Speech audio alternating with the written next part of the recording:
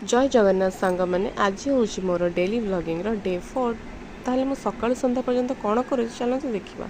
प्रथमे तो मुझे ब्रेकफास्ट बनैली। ब्रेकफास्ट में आज उपमा और चाह रखी तापर टिके बाहर को बुलवा को पलैली। एंड आज मत इच्छा भी है मुझे आज लंच बन कि निजपाई खाइबे कि से मुझ फ्रिज रे पड़ी तरबुज को आज पीस कर काटिदेली। देन ताको भी खाइली।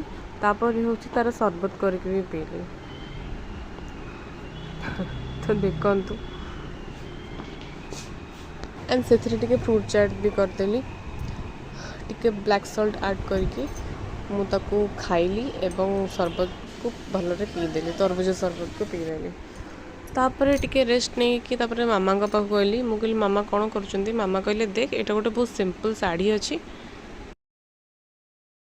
तो एथिर केमिति को आम बहुत डिजाइन करवा गोटे किसी भी तो भल से डिजाइन करके साड़ी गोटे नुआ लगता। मुझे हाँ मामा चलते करा। मु तो किसी करनी एक्चुअली मु खाली से बसिक देखुली एंड वीडियो करी। बाकी सब काम मामा ही कर से तो ऑलराउंडर। मु तो एगुड़ा खाली टिके टिके जानी ना मुझे यहाँ भल से बनई पारे।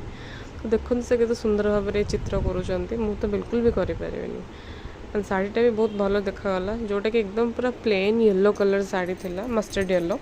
बट एबे देखो तार गोटे नुआ लुक आसी जाइए। एंड मामा देखो से देखा शाढ़ीटा पूरा खोलिक से केते सुंदर भाव में माने होल शाढ़ीटा को एत लंबा शाढ़ीटा कम्प्लीटली माने से बहुत सुंदर बनईदेले। तो देखो शाढ़ीटा एबे गोटे नुआ लुक आसीगला। तो आम केमती गोटे सिंपल शाढ़ी को एक्चुअली गोटे कन्वर्ट करहब गोटे नुआ डिजाइन रे जदि आम चाहिए से डेफिनेटली करें।